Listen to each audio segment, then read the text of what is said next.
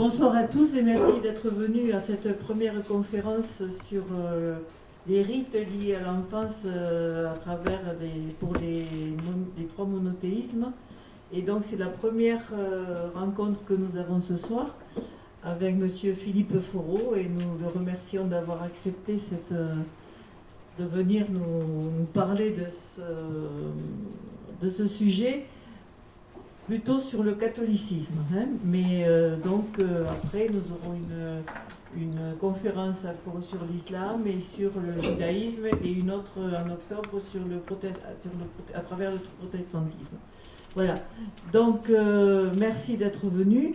C'était le thème du musée cette année sur l'enfance, puisque c'était un thème départemental. Et vous avez certainement vu dans l'exposition temporaire qu'on a fait autour de l'enfance qui se trouve encore au musée. Nous avons eu des séries, des sorties patrimoine autour des écoles de la région et des sorties, des randonnées aussi autour des écoles qui existaient dans la région. Bon, il n'y en a plus beaucoup, mais autour des écoles protestantes, catholiques, des collèges, des établissements d'enfants aussi d'orphelinat, d'accueil d'enfants malades au niveau de la Cône. Voilà, toutes ces notions autour de l'enfance qui se sont passées dans la montagne. Donc on va demander merci donc à Monsieur Foreau et nous allons l'écouter. Il y aura donc à peu près 1 heure de conférence et ensuite des débats. Vous pourrez poser des questions que vous souhaitez et il donnera des réponses ou pas. Bon, merci bien, à tout à l'heure. Merci. Salut. Merci beaucoup. Mesdames, Messieurs, bonsoir et merci de m'accueillir à Ferrières où j'avais eu l'occasion de venir il y a peut-être 5 ans à peu près, quand vous aviez réfléchi sur le thème de l'argent et les grandes religions.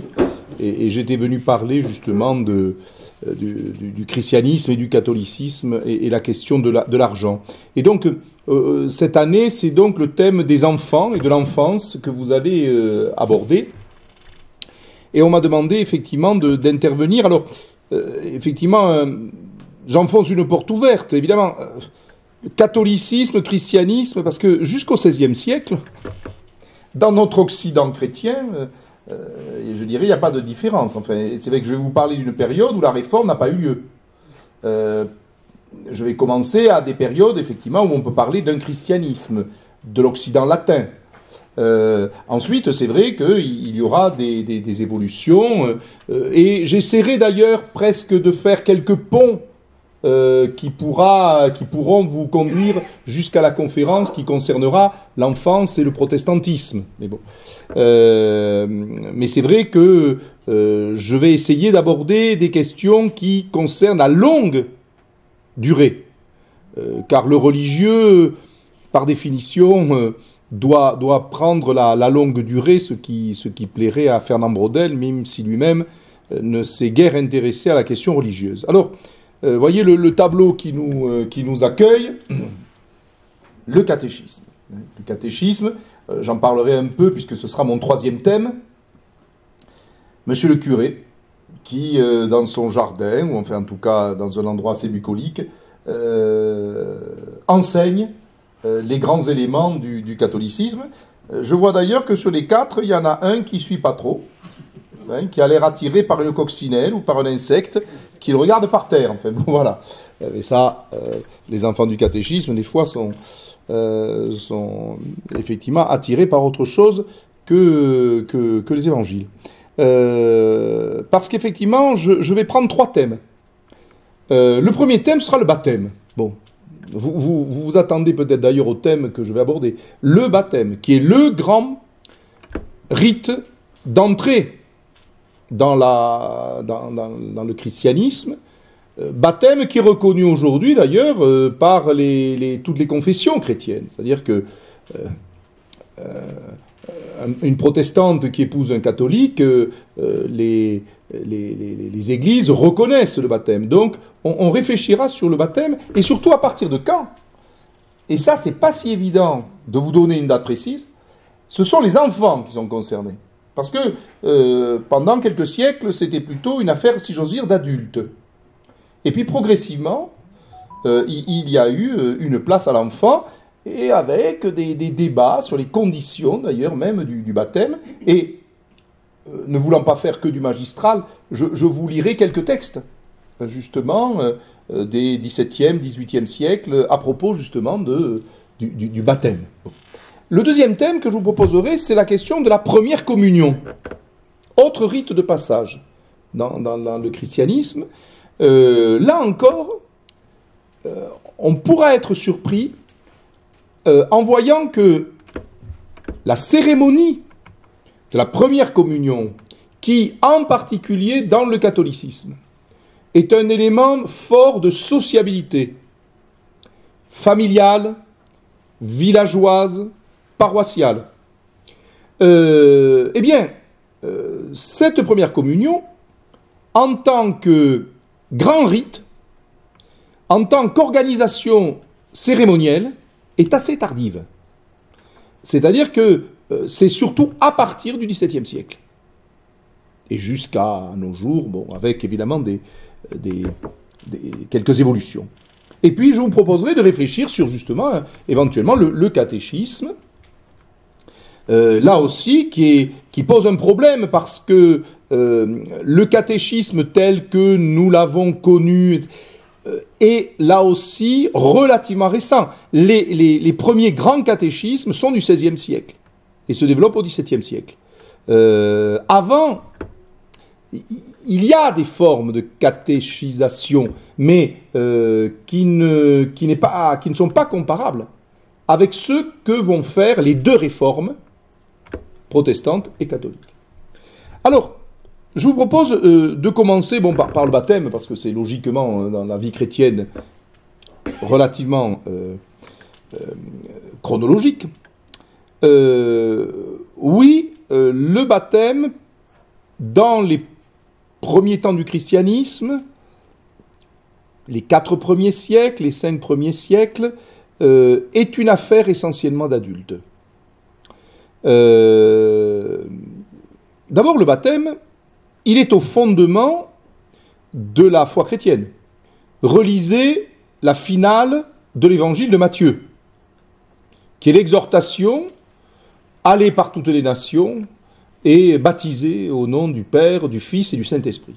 Donc, si vous voulez, là, on est quand même au fondement de ce qu'est le christianisme, et je pense ne pas me tromper en disant que c'est peut-être le premier, historiquement, des grands sacrements. On baptise comme le Christ a demandé de le faire. Sauf que, visiblement, durant 4-5 siècles, il semble que ça change à partir un peu du 6e siècle. Mais bon, ce sont les adultes qui reçoivent le baptême. Regardez cette fresque qui se trouve à Rome, dans les catacombes de Marcellin et Pierre. On voit finalement l'eau et l'esprit qui tombent sur le baptisé. C'est une affaire d'adultes. Exemple célèbre que je voudrais citer, et que Michel connaît bien aussi, Constantin. Constantin est baptisé sur son lit de mort. Il se convertit, oui, mais il n'est pas baptisé. Il estime qu'il est trop difficile d'être chrétien et empereur, dans la mesure où la politique, des fois, suppose effectivement que l'on ne respecte pas tous les commandements. Eh bien, il vaut mieux recevoir le baptême dans les derniers temps. Et il est donc baptisé vieillard, enfin, sur son lit de mort.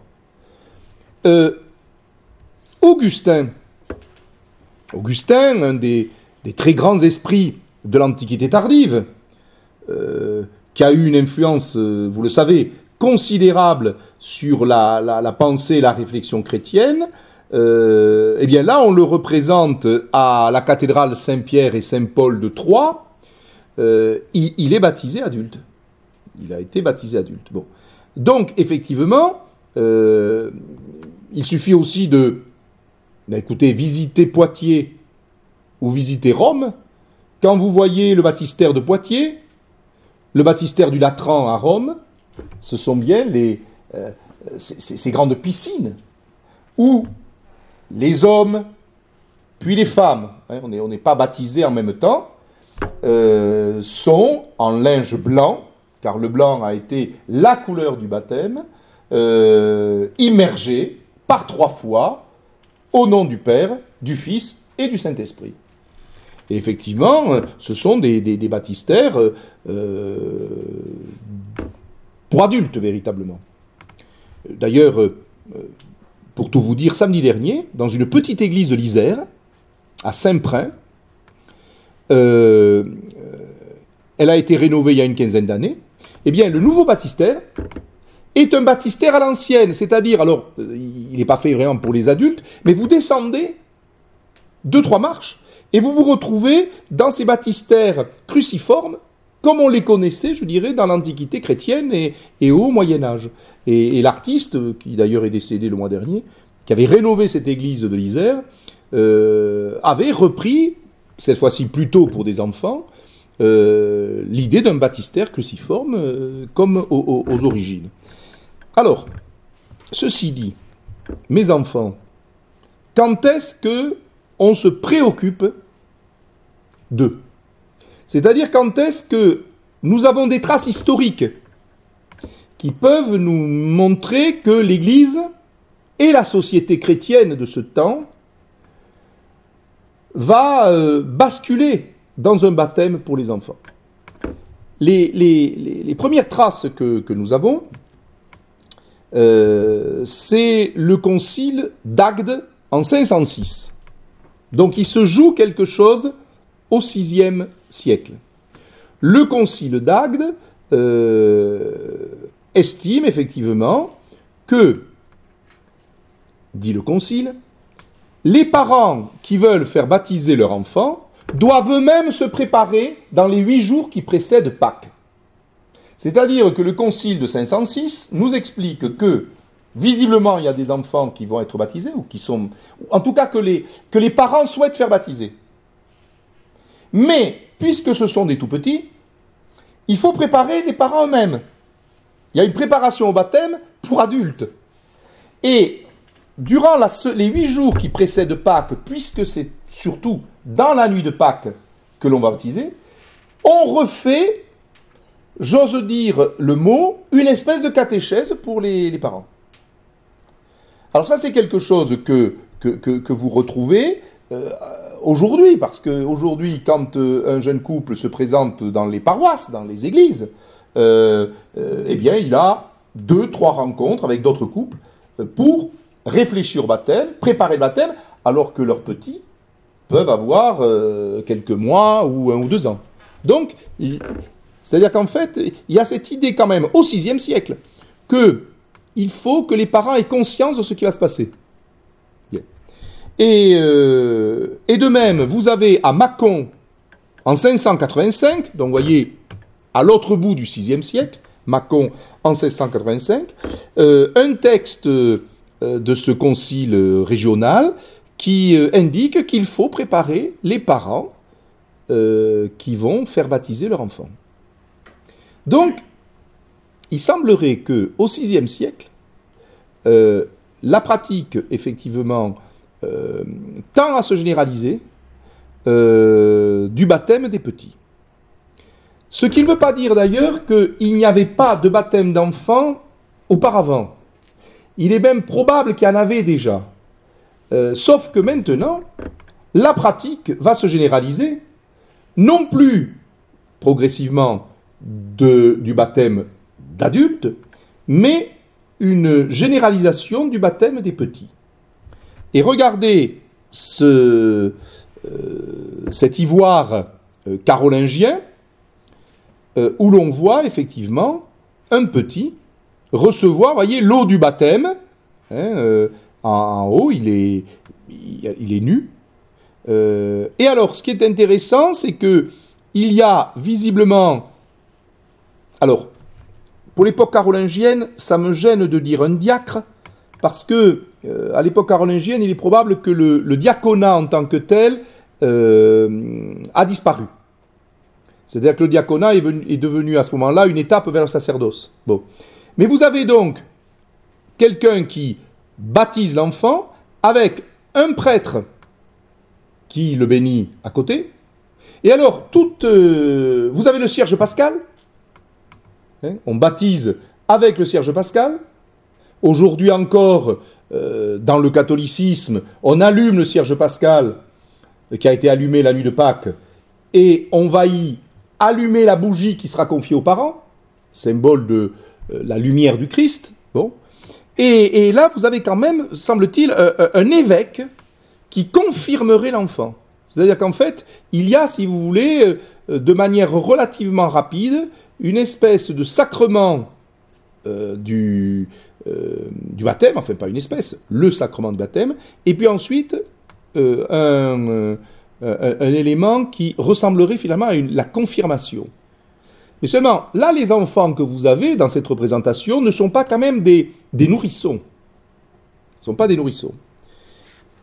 Et c'est justement ce que je voudrais aborder maintenant, c'est que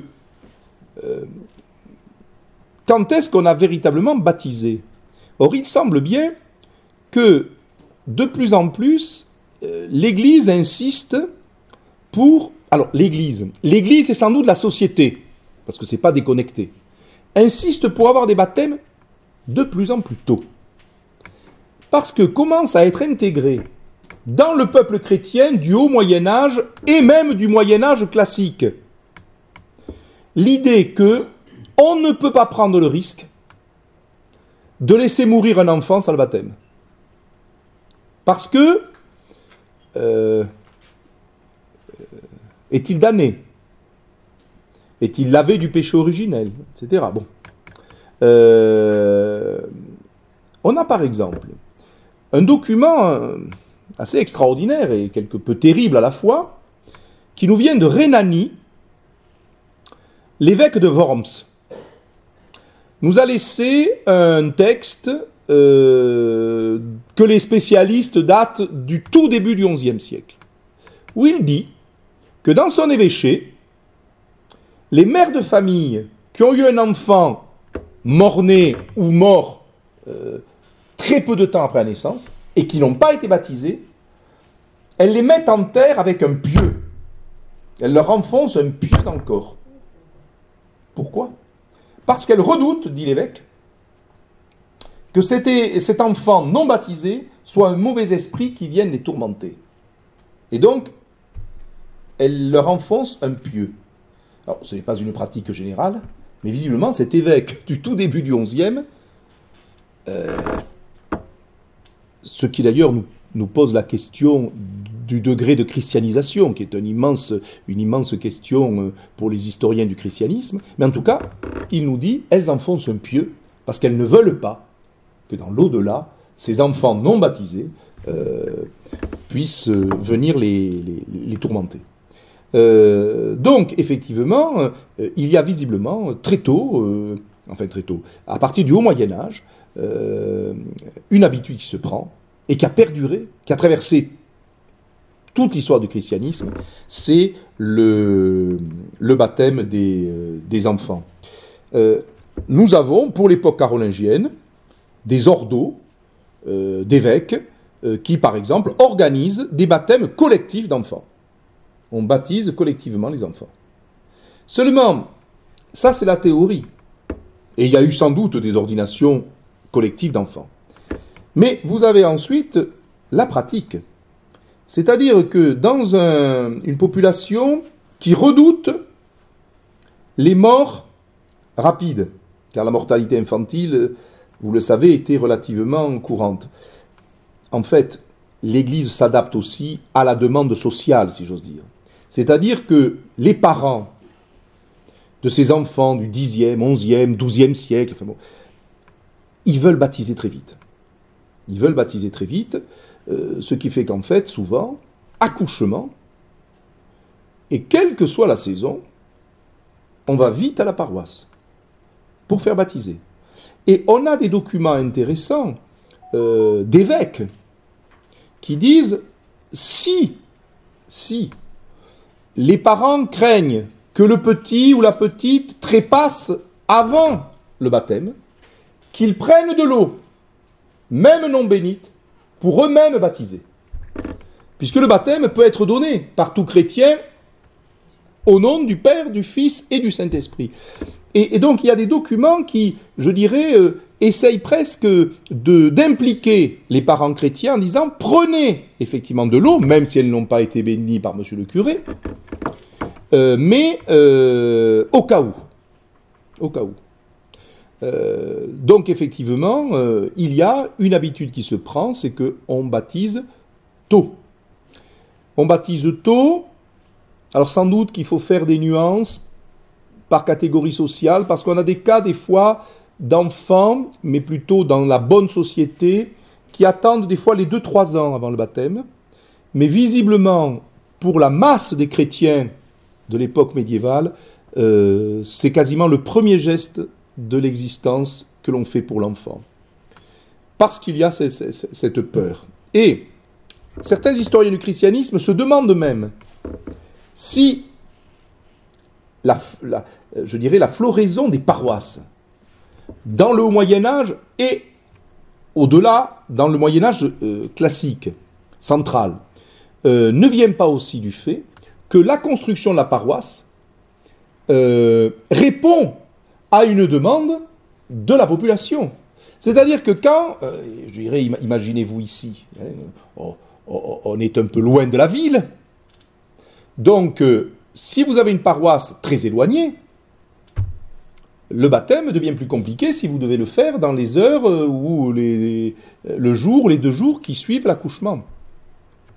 Alors que finalement, dans nos campagnes, à pied, on peut aller dans une église paroissiale. Dans votre région, les églises ne sont quand même pas extrêmement loin. On peut faire des fois quelques kilomètres et on se rend à l'église. Et donc les historiens se demandent si ce n'est pas aussi la demande du baptême qui a joué sur la construction de ce maillage paroissial qui va se développer et dont nous sommes en grande partie les héritiers, même si aujourd'hui les paroisses ne sont pas toutes desservies, c'est le moins qu'on puisse dire. Donc le baptême, c'est un élément extrêmement fort de ce rituel. C'est l'entrée dans la famille chrétienne. C'est l'entrée dans la famille chrétienne, mais il n'a pas sans doute l'aspect festif qu'aura le mariage. Le mariage est un sacrement que l'Église va progressivement essayer d'imposer à une société qui, assez longtemps, est réticente à la sacralisation du mariage. Et c'est vrai que c'est un combat que l'Église mène jusqu'au début du XIIIe siècle. Encore Philippe Auguste répudie son épouse danoise, la Ingeburge, le prénom c'est un peu perdu, il la répudie le lendemain de la nuit de noces. Alors qu'est-ce qui s'est passé durant cette nuit de noces? Alors là, on ne le saura jamais, mais il la répudie. Ça veut dire que pour lui, c'est un pacte civil que l'on peut mettre à mal. Alors que l'Église, justement, depuis déjà des siècles, essaye de sacraliser le mariage. Mais c'est vraiment à partir du XIIIe siècle. Bon, ce que je veux dire par là, c'est que le mariage va devenir progressivement une grande fête de sociabilité. Ce que le baptême n'est peut-être pas, parce que le baptême, il est fait vite, alors que le mariage se prépare. On va publier les bancs, on va faire un repas familial, villageois, enfin bon, on prépare un mariage. Le baptême pour l'enfant va se faire finalement relativement vite. Alors nous avons toute une série de documents, en particulier pour la période moderne, qui est évidemment par définition plus riche que la période médiévale en documents de ce type. D'abord, vous avez justement dans les catéchismes dont le catholicisme se dote à partir du XVIIe siècle en particulier, voilà ce qui est indiqué. Qu'est-ce que le baptême? C'est ce jeu de questions-réponses. Qu'est-ce que le baptême? Le baptême est un sacrement qui efface le péché originel et tous les autres commis auparavant, qui remet la peine qui leur est due, nous fait chrétiens, enfants de Dieu et de l'Église. Question. Le baptême est-il nécessaire au salut? Le baptême est le plus nécessaire de tous les sacrements, parce que sans le baptême, on ne peut être sauvé. Comment donne-t-on le baptême? On donne le baptême en versant de l'eau naturelle sur la tête de celui qu'on baptise, et en disant ces paroles, je te baptise au nom du Père, du Fils et du Saint-Esprit. Vous voyez, ça c'est un catéchisme du XVIIe siècle, et qui nous montre comment les petits, les enfants, apprenaient le rituel du baptême. Mais je voudrais vous citer un autre document, qui date de 1750, et qui nous oblige à nous interroger sur justement la question de l'âge. C'est un évêque à Lodève. Alors, un évêque de Lodève janséniste, donc, je dirais rigoureux, en tout cas, sur la vie chrétienne. Nous leur ordonnons, il parle des parents, de faire baptiser leurs enfants nouveau-nés aussitôt que faire se pourra, et nous leur défendons, sous peine d'excommunication, de laisser passer 3 jours après leur naissance, sans les porter à l'église, pour leur faire donner le baptême. Si l'église est fort éloignée, et le temps fâcheux, ceux qui apportent l'enfant auront avec eux, c'est ce que j'évoquais tout à l'heure, de l'eau, dans un vase pour le baptiser sur le champ, s'il se trouvait en danger de mort dans le chemin. Ce texte du milieu du XVIIIe nous pose la question, mais finalement, peut-être que commencer à poindre des baptêmes un peu plus tardifs. Parce que si l'évêque du petit diocèse de Lodève se croit obligé de rappeler aux parents qu'il faut le faire dans les 3 jours qui suivent la naissance, vous savez, quand les textes, jusqu'à aujourd'hui, quand les textes sont formulés, c'est qu'on veut répondre à une situation. Et que si ces textes sont répétés, c'est que la situation n'évolue guère. Et là, visiblement, vous voyez, peut-être qu'en ce XVIIIe siècle, il y avait des baptêmes d'enfants qui pouvaient se faire un peu plus tard que ceux qui étaient préconisés par le Concile de Trente, parce que le Concile de Trente demande les 3 jours, demande le délai de 3 jours. Aujourd'hui, si je fais à grands traits un pont jusqu'à aujourd'hui, aujourd'hui ce n'est... Enfin, ce sera vérifié, mais ça ne se fait plus dans les 3 jours. Aujourd'hui, c'est plutôt 1 an, 2 ans, 3 ans. Je ne parle pas des mariages adultes, parce qu'il y a effectivement un petit renouveau du baptême d'adulte, pardon. Le mariage adulte, c'est normal. Du baptême d'adulte. Mais aujourd'hui, souvent, ce sont des enfants qui ont 1 an, 2 ans, etc. Le baptême dans les 3 jours a disparu. En Occident, il faudrait vérifier dans d'autres pays de chrétienté, mais en Occident, c'est fini. En tout cas, pour l'enfant, le baptême l'intègre dans la famille chrétienne. Il fait partie des chrétiens. Et se pose donc mon deuxième thème, la communion. La première communion. Alors là, en faisant mes recherches pour notre rencontre d'aujourd'hui, je ne savais pas que Picasso nous avait fait un tableau. Alors, il a 15 ans, hein, il le fait, il a 14 ans quand il fait ça, à l'école des Beaux-Arts de Barcelone, où, pour faire plaisir à ses professeurs et à ses parents, il leur fait, alors non pas les Demoiselles d'Avignon, mais une belle première communiante, dans une église espagnole. Voilà. Alors, la première communion. Ça pose des problèmes pour le... Excusez-moi. Quand est-ce que la communion, c'est-à-dire le fait de recevoir le corps du Christ, se pose? Or, il faut bien avouer que pour les premiers siècles, nous sommes un peu dans le brouillard. Ce qui semble se passer, c'est que jusqu'au XIIe siècle, nous avons des textes issus de l'Église qui indiquent que les petits baptisés ont les lèvres humectées avec du vin consacré. Et il semble bien que le fait d'humecter l'enfant avec du vin consacré soit en fait la première étape vers le fait que dans quelques 2-3 ans, quand il pourra bien mâcher, etc., il pourra recevoir le corps du Christ. C'est-à-dire, si vous voulez, que dans les premiers temps du christianisme, il n'y a pas de préparation spécifique à la communion. On communie, mais si vous voulez, il n'y a pas, je dirais même, de cérémonie spécifique. Il y a quelque chose qui nous échappe, mais il semble bien que quand l'enfant est jugé apte à recevoir la communion, il communie. Mais c'est tout. L'affaire change au XIIIe siècle. Parce qu'au XIIIe siècle, il y a à Rome un grand concile, le concile de Latran IV, 1215, qui est fondamental pour l'histoire du christianisme, parce que par exemple, c'est à Latran IV que l'on pose la question de la confession personnelle, qui va avoir une longue histoire aussi.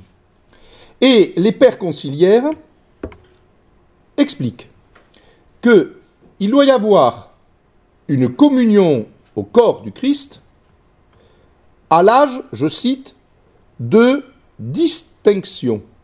C'est-à-dire ce que nous appellerions, nous, un peu notre âge de raison.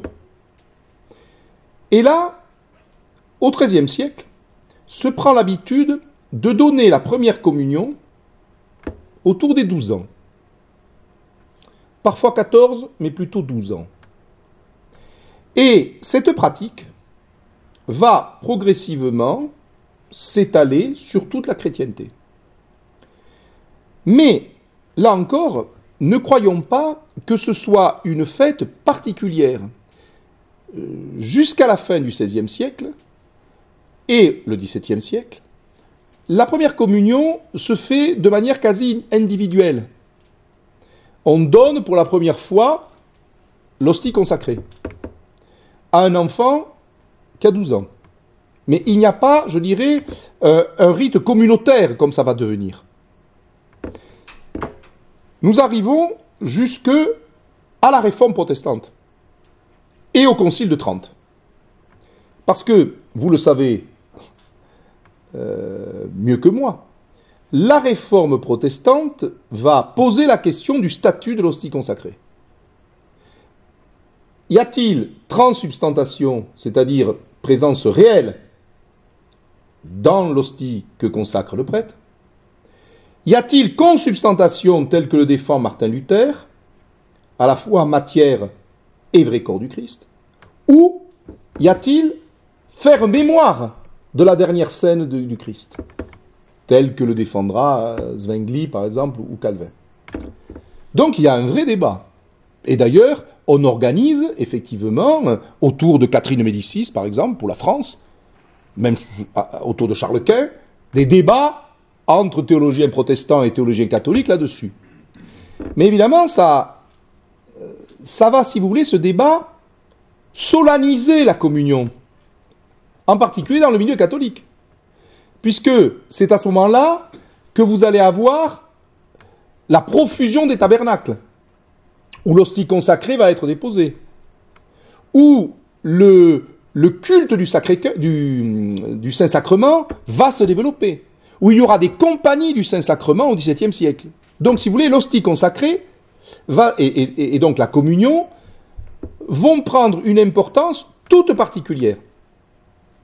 Et on voit émerger, en milieu catholique, progressivement, une célébration de la première communion.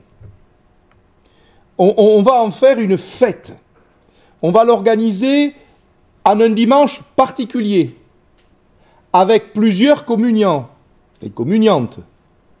Et ça va devenir finalement, effectivement, un moment, un rite de passage, si ce n'est aussi important que le baptême, mais enfin, qui a véritablement de l'importance.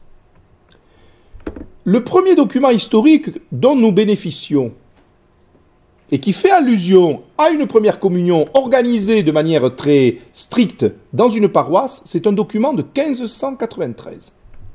1593, un prêtre du diocèse de Rouen organise dans sa paroisse ce qui peut s'apparenter comme une célébration groupée de la première communion.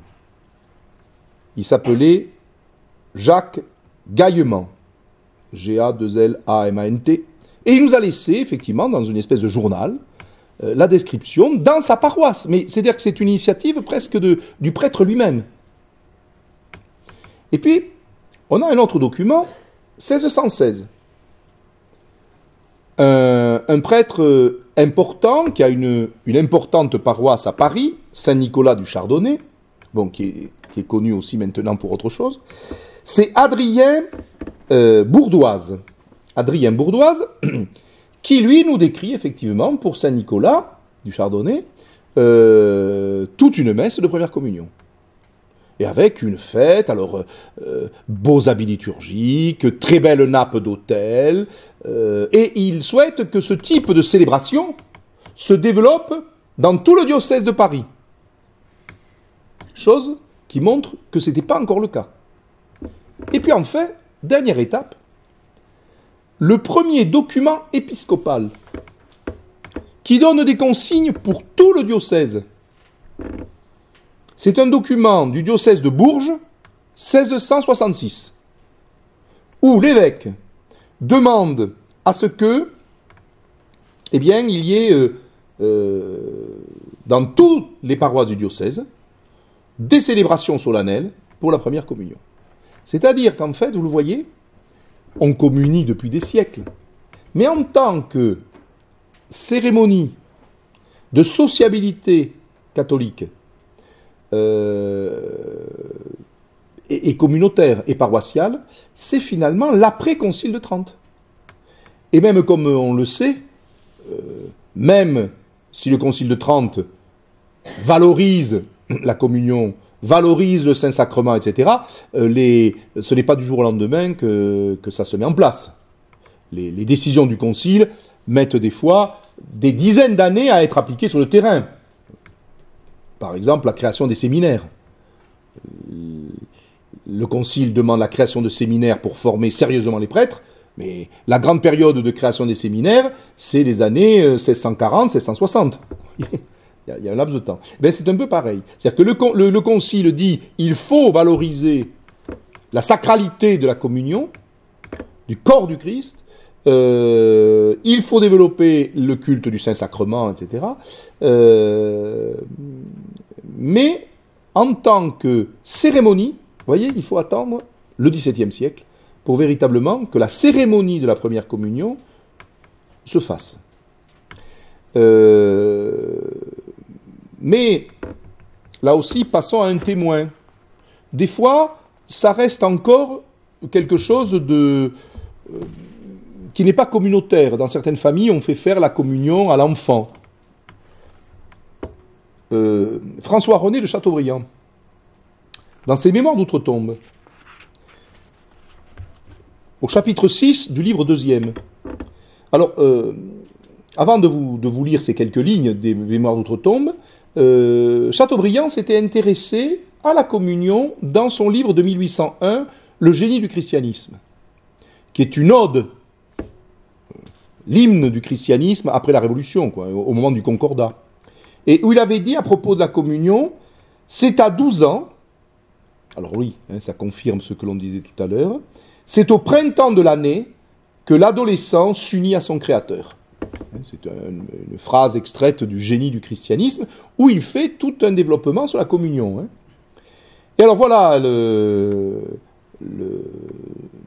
l'extrait. L'époque de ma première communion approchait, moment où l'on décidait dans la famille de l'état futur de l'enfant.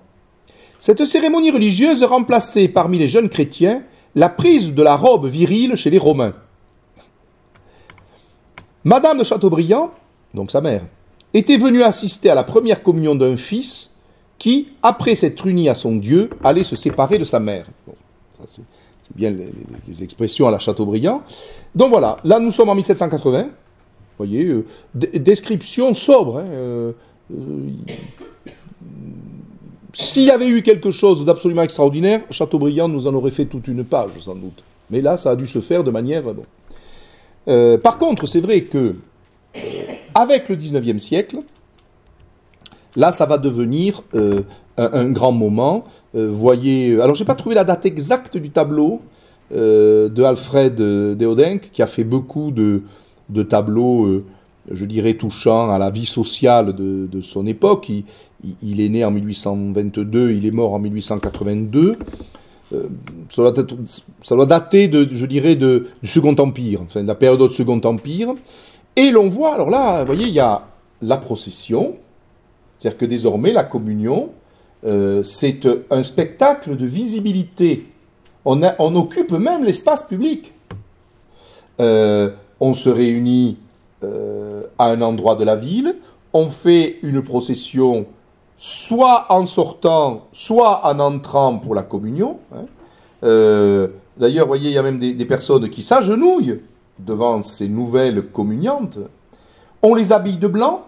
Il y a donc tout un, si j'ose dire, un habillage, finalement, qui se fait. Et ce qui va être aussi caractéristique du XIXe siècle, ce sont les médailles commémoratives. Regardez cette médaille, Germaine Petit, on ne fait pas plus français là. Il y a la date du baptême, 17 juin 1888, première communion 22 avril 1900, confirmation 23 avril 1800. On peut imaginer que cette petite fille est née en 1888 et qu'elle a été baptisée quelques semaines, peu de temps après. Nous avons bien l'âge de 12 ans dont on parlait tout à l'heure, puisqu'elle elle reçoit la première communion le 22 avril 1900, et alors, confirmation dans la foulée, avec l'évêque. Parce qu'autant la communion peut être donnée par le prêtre de la paroisse, autant la confirmation se fait en présence de l'évêque.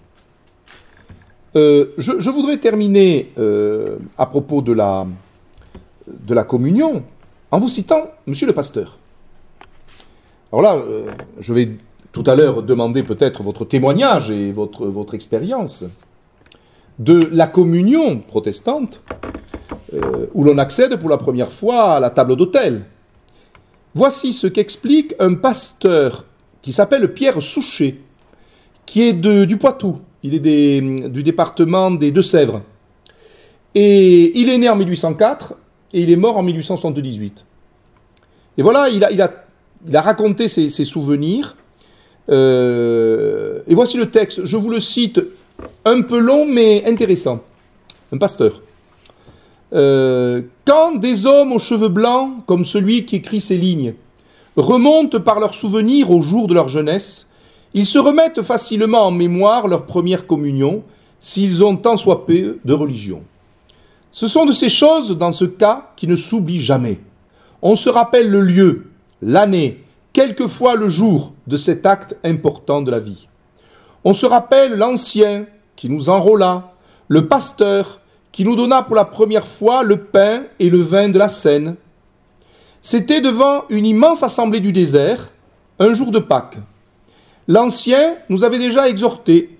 Le pasteur nous faisait prendre l'engagement solennel de vivre et de mourir dans la foi chrétienne, et il nous exhortait à son tour, devant l'Église réunie, à aimer Dieu de toute notre âme, à aimer nos parents, nos amis, les méchants aussi, à être fermes dans le bien, à penser à notre faiblesse, à la prière, à la lecture d'évangile, au culte public, à bien choisir nos sociétés et autres choses semblables.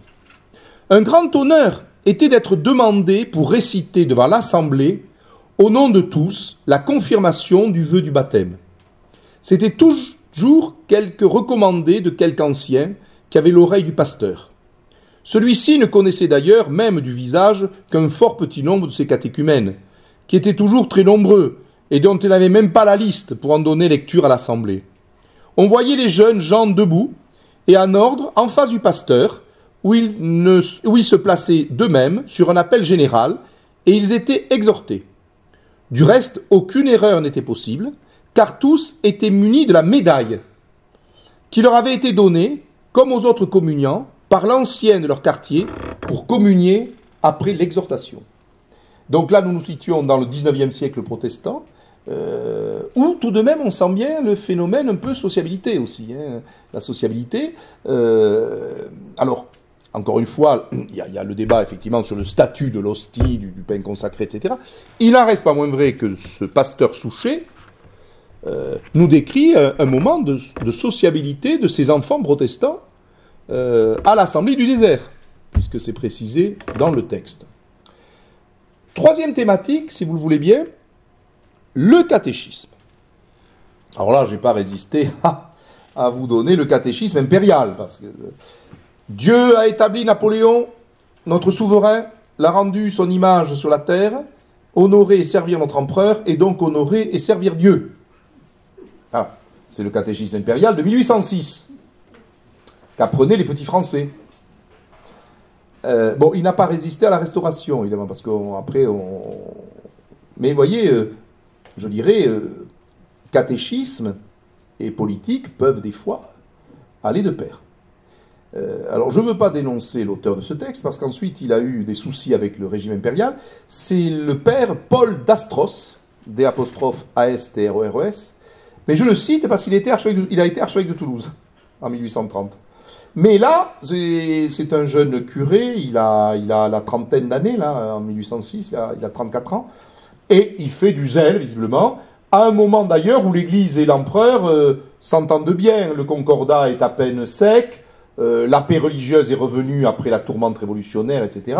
Et les relations avec le pape ne se sont pas encore dégradées. Par contre, c'est vrai qu'il faut être honnête avec sa mémoire, Paul d'Astros, restant fidèle au Saint-Siège, va faire un peu de prison dans les dernières années de l'Empire, et ensuite, sous la Restauration, il sera nommé évêque, et en 1830, archevêque de Toulouse. Bon. Et il sera créé cardinal. Donc, vous voyez, bon. Mais en 1806, il avait fait, disons, un peu de zèle napoléonien. Il n'était pas le seul. Bon. Alors, le catéchisme. Mais là aussi, le catéchisme, c'est un moment que beaucoup de petits chrétiens ont connu. Protestants ou catholiques. Mais ne croyons pas que le catéchisme tel que nous l'avons connu, avec des livres que l'on achetait ou que l'on distribuait à la paroisse, etc., soit très ancien. Jusque à la Réforme, il n'y a pas véritablement un catéchisme tel que nous l'entendons. Il y a des formations catéchétiques. Le curé donne une formation. Dans les villes, on peut aller suivre quelques éléments de compréhension du dogme, etc. Mais, si vous voulez, c'est sur le tas qu'on apprend. Par exemple, au XIIIe siècle, certains évêques demandent à ce qu'on apprenne le pater et le credo. Le Notre Père, le Je crois en Dieu. Qui sont des prières qui ont traversé les siècles, et qui d'ailleurs peuvent être récitées par tous les chrétiens. Mais il n'y a pas véritablement de livre et d'organisation d'un catéchisme de manière stable. Le premier catéchisme, et là peut-être que vous en parlerez le mois prochain, c'est Martin Luther. En 1529, Martin Luther fait un catéchisme pour exposer la foi des réformés. En fait, le mot réformé touchant plutôt les calvinistes, mais enfin, de la réforme telle qu'il veut l'appliquer dans l'Ancien Empire. Et en 1529, il fait un catéchisme pour exposer les points de la doctrine qui le séparent du monde catholique. Et Calvin, en 1542, fait son catéchisme. Il publie un catéchisme. Alors, vous me voyez arriver. Si Calvin et Luther font un catéchisme, et l'Église catholique va aussi en faire. Le Concile de Trente, qui, vous le savez, est un moment fondamental pour l'histoire de l'Église, le Concile de Trente demande à ce que dans les diocèses, il y ait un catéchisme qui soit publié après l'imprimatur et finalement enseigné. Et le Concile de Trente va lui-même publier un premier catéchisme en 1566. Alors, ce n'est pas le premier dans le monde catholique, parce qu'il y avait eu, avant même le Concile, quelques catéchismes qui avaient été publiés, imprimés. L'imprimerie, de ce point de vue-là, est une révolution extraordinaire pour le christianisme. Je dirais, on parle de la révolution Internet, très bien, mais vous enlevez l'imprimerie à Luther, c'est pas la même chose. C'est-à-dire que les 100 000 Bibles en allemand qui vont se répandre dans tout le monde germanique, l'imprimerie est fondamentale. Son catéchisme, qui va être imprimé dans le monde protestant, c'est fondamental. Et pour le monde catholique, sous contrôle de l'Église, les catéchismes vont être imprimés, mais à des milliers, des dizaines de milliers d'exemplaires. Donc il faut voir que nous sommes aussi à un moment de révolution de l'information religieuse par le biais de l'imprimerie. Et donc effectivement, vous avez au XVIe siècle les premiers catéchismes. Alors, ce qui se passe tout de même, c'est que c'est au XVIIe siècle que bien souvent, sous l'autorité des évêques dans le monde catholique, on imprime des catéchismes diocésains. Il n'y a pas d'unité des catéchismes. Les enfants qui reçoivent le catéchisme, en fait, peuvent avoir des textes relativement différents. En travaillant pour notre rencontre de ce soir, j'ai appris par exemple que Bossuet a fait un catéchisme pour le diocèse de Meaux. Mais rien à voir avec un autre catéchisme qui sort au même moment, qui est le catéchisme de Monseigneur Harlet, qui est évêque du diocèse de Paris. Eh bien, Bossuet cite les Écritures. Il est très spirituel. C'est-à-dire qu'en fait, c'est un catéchisme que l'on pourrait qualifier d'élevé. Harlet, c'est une série de vérités assénées, très juridiques, et il ne cite jamais les Écritures. Donc, c'est-à-dire qu'au même moment, vous avez deux prélats qui ne sont pas très éloignés l'un des autres, Meaux, Paris, qui font des catéchismes pour leur diocèse, mais qui n'ont rien à voir. Et en fait, le catéchisme va progressivement s'unifier, mais alors, après la Révolution et l'époque impériale. Parce que le catéchisme qui est fait en 1806, où il y a cet aspect très politique, va disparaître de par la volonté de l'Église à la Restauration, y compris parce que sur le plan pédagogique, il était peut-être aussi, il avait des manques. Mais au XIXe siècle, on va essayer quand même de faire des catéchismes par diocèse, mais qui se ressemblent. On va essayer d'unifier la catéchèse que les enfants vont recevoir. Ce qui est à noter aussi, c'est que finalement, la République, quand elle s'instaure dans les années 1870, et qu'il y a les lois laïques sur l'école, Ferry prend bien soin de garder un jour pour monsieur le curé ou monsieur le pasteur, le jeudi, puisqu'il n'est plus question de catéchiser à l'école, ce qui était le cas avant. Avant les lois Ferry, les écoles servaient de lieu de catéchèse. Pour les deux grandes confessions. Hein. Là, c'est terminé avec les lois de 81-82. Mais, par contre, Ferry fait bien attention à ce que, tout de même, il y ait la possibilité pour le curé ou le pasteur d'avoir un temps de catéchèse. Et les enfants ont le jeudi. Le jeudi est en partie lié à la question du catéchisme. Bien. Et alors ensuite, évidemment, la pédagogie du catéchisme a beaucoup changé en milieu catholique, et peut-être que vous pourrez témoigner pour le milieu protestant, mais vous voyez tout à l'heure, vous vous souvenez, ces catéchismes qui avaient été faits au XVIIe siècle, mais qui ont duré longtemps, questions-réponses, avec du par cœur.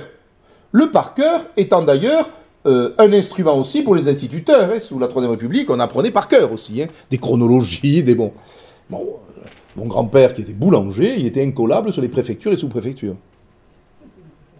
Je crains que nos lycéens aient plus de lacunes. Je referme ma parenthèse. Eh bien, le catéchisme, c'est ça. On apprenait par cœur. Qu'est-ce que la Sainte Trinité, etc. Qu'est-ce que sa sainteté, le pape, etc. Bon. Donc, vous aviez véritablement un par cœur que vous deviez réciter. Et je reviens à mon premier tableau. Il y en a un là, qui est un petit enfant, il est en train de réciter. Je présume que le monsieur le curé lui a posé toute une série de questions, je ne sais pas, sur la nativité, enfin, voilà. Et il dit ce qu'il sait. Alors ça a perduré. Écoutez, je vais vous dire mon âge, j'ai 60 ans, depuis le mois d'août. J'ai eu, je me souviens, encore d'un catéchisme avec des questions effectivement de ce type, autour de 1970. Mais je suis un des derniers témoins, quasiment, de ce type de catéchèse.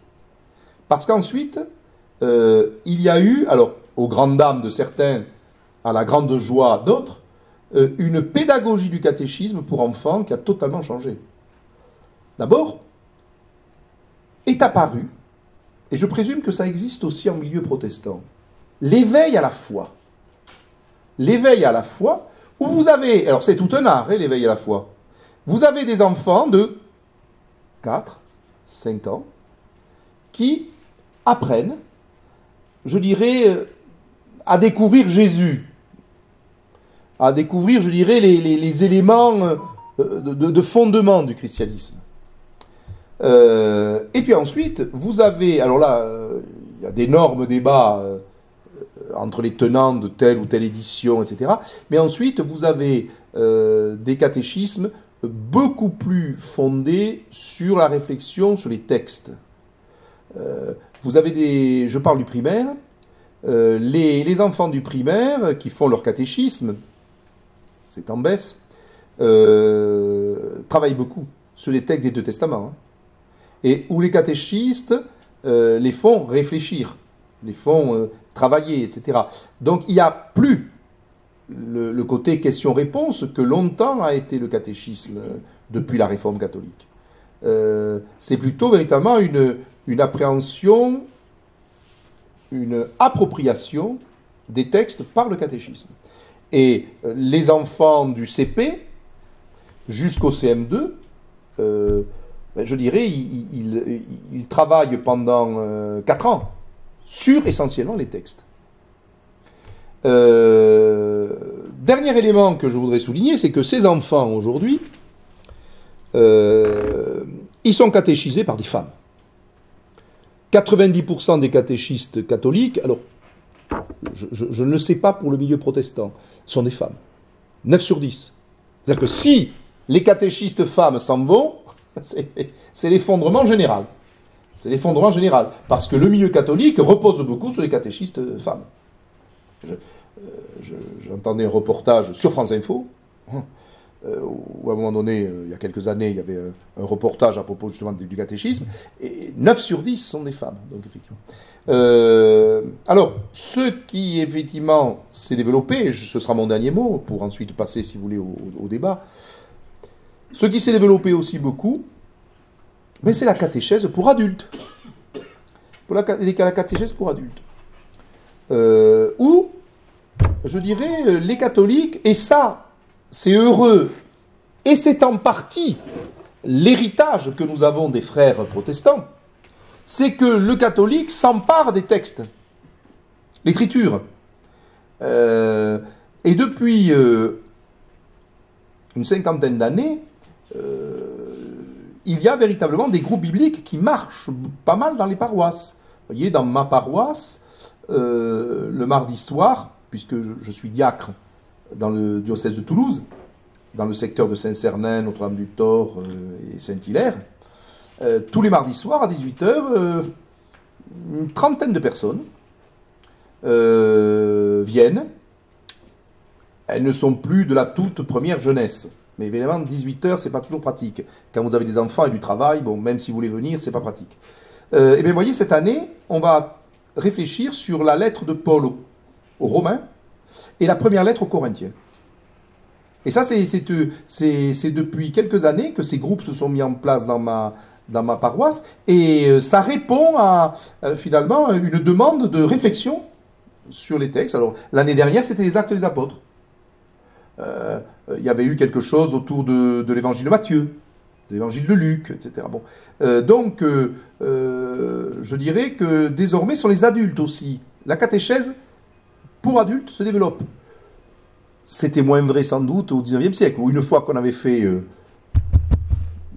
baptême, catéchisme, communion, confirmation, Mauriac avait eu cette phrase, chacun sait que c'est à partir du moment où le jeune a fait sa communion qu'il ne vient plus à l'église.